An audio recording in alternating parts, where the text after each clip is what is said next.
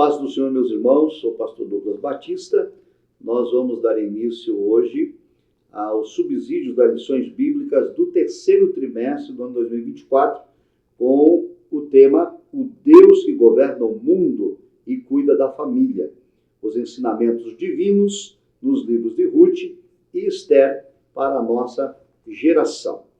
A lição de número 1 tem como título Duas importantes mulheres na história de um povo. O textuário é Ruth, capítulo 4, versículo 14. Então as mulheres disseram a Noemi: Bendito seja o Senhor, que não deixou hoje de te dar remidor, e seja o seu nome afamado em Israel. E a verdade prática diz: conhecidas ou anônimas, muitas mulheres foram fundamentais no plano divino de redenção da humanidade.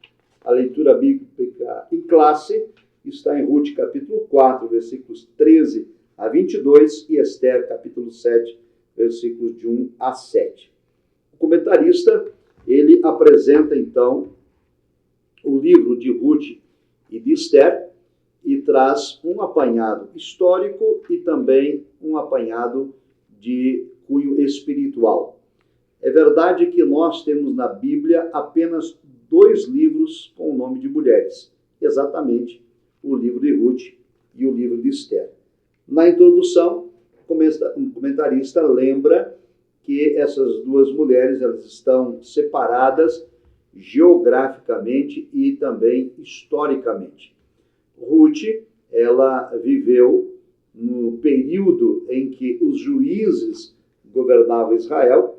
Não se sabe exatamente qual período, porque o livro de Juízes, os israelitas tiveram um período extenso de 2 séculos e meio praticamente, em que acontecia muitas crises, como a da fome, que levou a família de Elimeleque para Moabe.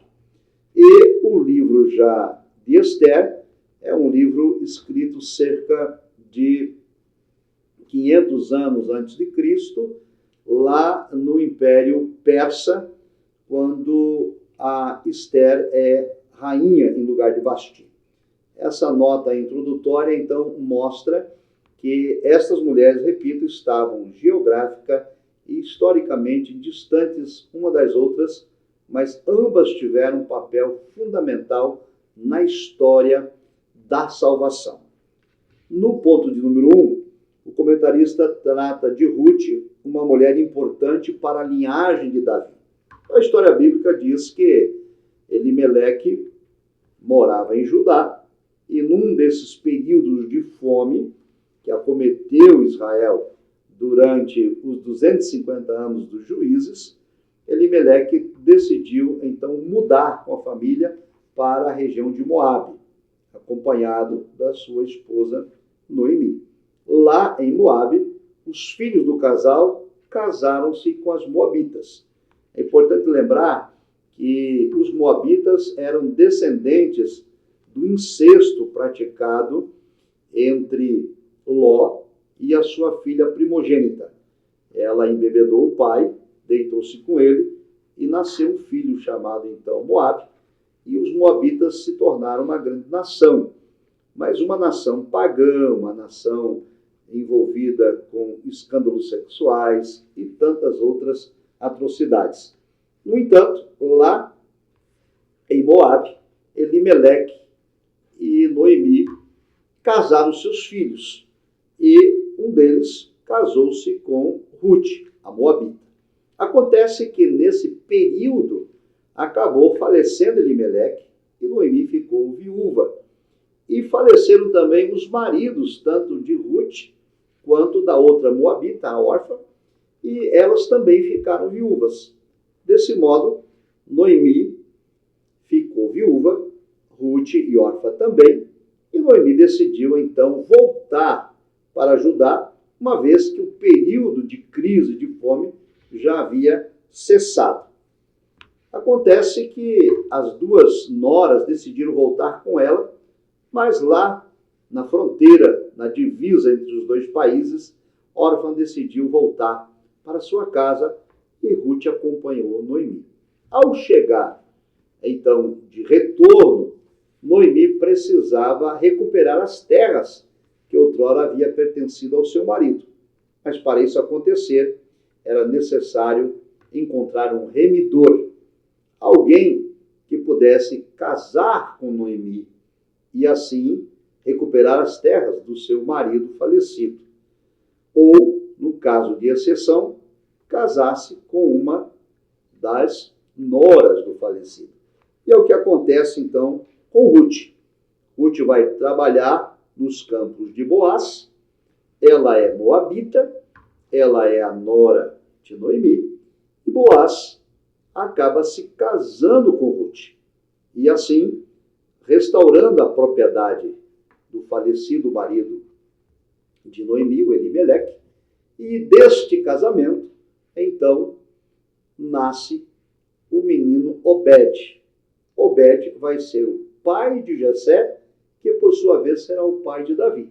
Então, Ruth passa a fazer parte da descendência de Judá e da descendência de Davi, consequentemente, descendência de Jesus Cristo.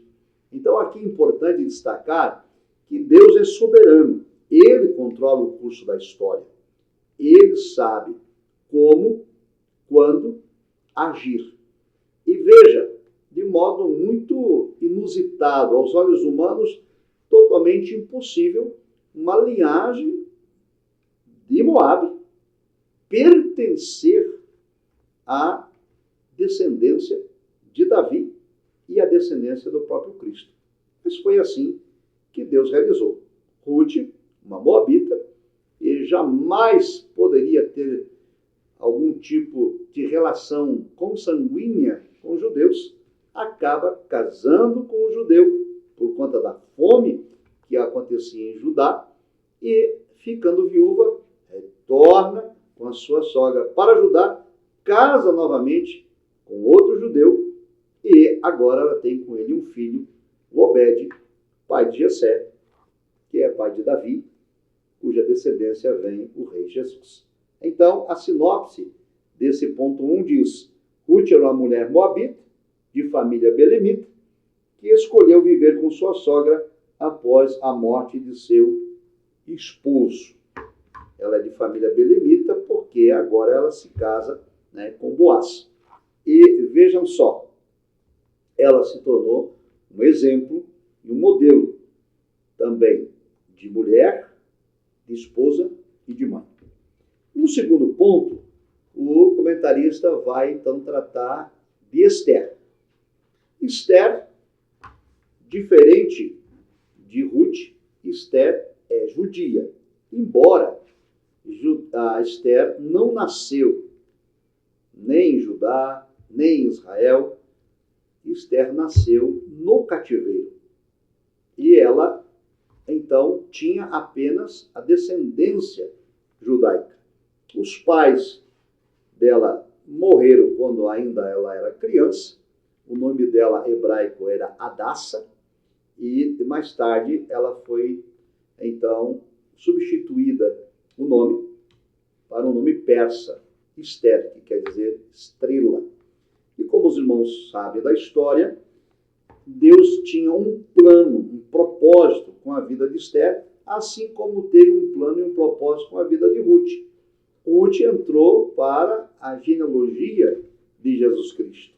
E agora Esther, ela está, então, sob o Império Persa, ela é órfã, ela está sendo criada por um parente chamado Mardoqueu, e o imperador persa, nesse período, ele autorizou os judeus a voltarem para Jerusalém e reconstruírem a cidade arrasada.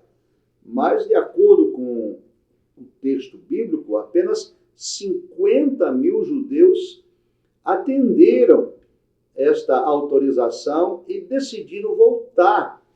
E permaneceram ali no cativeiro cerca de 1 milhão de judeus, segundo nos conta o historiador Flávio José. Então perceba que foram pouquíssimos, de 1 milhão, apenas 50 mil voltaram. Por que esse 1 milhão continuou sob o domínio agora do Império Persa? Porque a maior parte deles estavam com a vida encaminhada, embora no exílio. E outro detalhe, eles não nasceram em Jerusalém, eles não nasceram na Judéia, eles nasceram no cativeiro. Eles não conheciam a cidade natal de seus pais e não tinham interesse em retornar. E assim aconteceu com Mardoqueu. Mardoqueu não retornou, e Esther também não, evidentemente. Porém, havia uma trama diabólica, satânica, para destruir a descendência dos judeus que permaneceram ali no Império Persa, cerca de 1 milhão de pessoas, o que é muita gente. Então, Deus trabalhou de novo no curso da história. Uma rainha, a rainha Vasti, se rebela em obedecer o chamamento do rei Assuero, que é o mesmo rei Artaxerxes da história da Pérsia, e então o rei a depôs, e ele faz aquele concurso em que a rainha Esther, a jovem Esther, donzela, muito formosa, é escolhida dentre todas as participantes para substituir a Vasti. E esse tópico todo, então, vai tratar, né, da rainha Esther na fortaleza de Suzã, de órfã à posição de esposa do rei. E o primeiro-ministro, chamado Amã, por inveja, por ciúme, ele consegue convencer o rei a decretar a morte dos judeus. E Mardoqueu avisa a rainha Esther acerca dessa conspiração.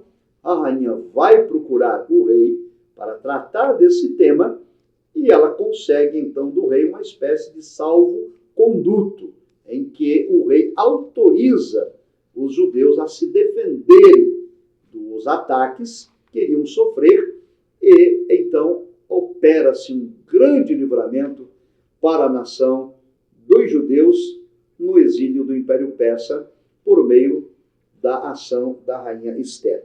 Desse modo, nós podemos perceber, então, o protagonismo dessas duas mulheres na história da salvação, porque os judeus que sobrevivem ao Império Persa, eles darão continuidade, né, às descendências das tribos de Israel. E a sinopse do tópico 2 diz o seguinte: Esther é a mulher judia de Belém, era órfã, mas foi para Suzã, a capital do império, para se tornar rainha. Veja que, embora em contextos históricos distintos, em espaço geográfico distante e em épocas diferentes, Deus trabalhou, repito, no curso da história, usando, de modo especial, duas mulheres no seu plano de conservar a nação de Judá como sendo ela a herdeira da promessa que Deus fizera a Abraão, Isaque e Jacó, e também daquilo que Deus havia vaticinado lá no Jardim do Éden, que da descendência da mulher haveria de nascer o Messias, o Salvador da humanidade. E em situações sociais também bem diferentes. Ruth, ela era moabita. Esther era judia. Ruth, ela casou-se com um judeu que veio a falecer. E Esther casou-se com o rei, o monarca, o imperador da Pérsia. Acontece que Esther vai morar no palácio. E Ruth vai trabalhar nos campos de Boaz, como uma mulher pobre, uma mulher simples. Ela vai trabalhar recolhendo a sobra da colheita. E Esther está no Palácio Real com todo tipo de conforto e bem-estar. Mas Deus usou ambas as mulheres. Uma que está na classe social alta e uma que está na classe social mais baixa.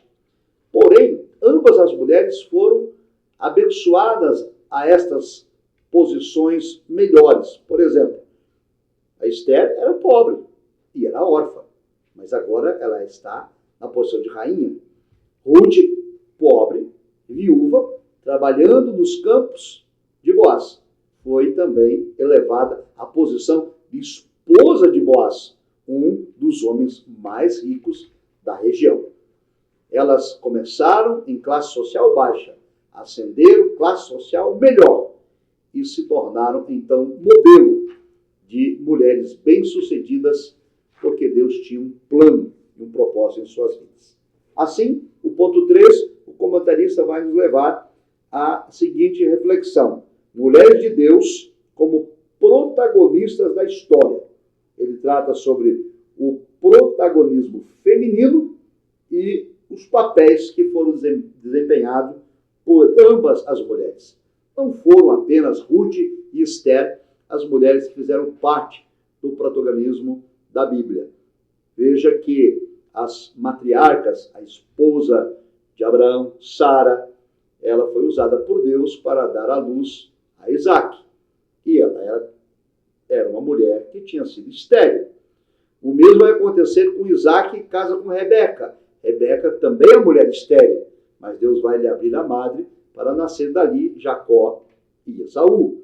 O patriarca Jacó ama a Raquel, e a Raquel, sua mulher, também é estéril. Mas Deus vai também abrir a madre de Raquel. Então, todas as mulheres na história da Bíblia tiveram um protagonismo. Até a prostituta Raabe, que escondeu os espias lá em Jericó, vai fazer parte da genealogia de Cristo. E assim por diante. Muitas das mulheres fizeram parte desse protagonismo bíblico. Então, dizer que a Bíblia é machista, dizer que a Bíblia ela inferioriza as mulheres é uma grande falácia, é parte de uma calúnia de quem não conhece as Escrituras. E essas mulheres, embora tiveram um protagonismo, elas não ocuparam o lugar dos homens. Elas, cada uma, cumpriu seu papel. Deus fez homens e mulheres iguais. Não há diferença de sexos. Não há diferença entre macho e fêmea. A diferença está nos papéis, nas funções que Deus determinou para cada um. E tanto Ruth quanto Esther não usurparam o papel de seus maridos e nem tampouco de seus filhos.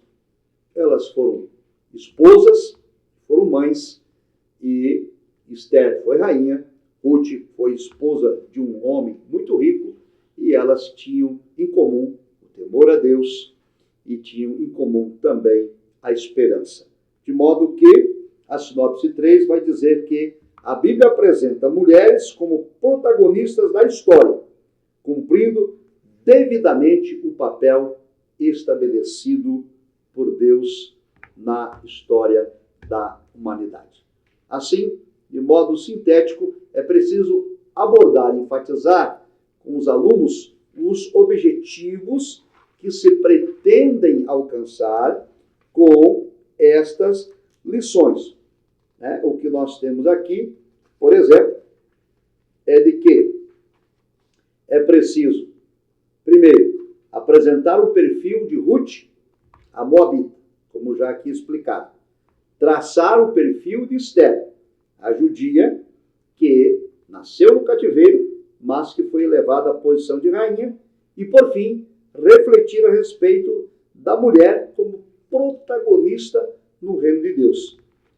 Tratando, então, da importância da mulher na história da humanidade, na história da salvação, em que elas ocuparam um papel que Deus lhes designou, sem a necessidade de usurpar o papel dos homens.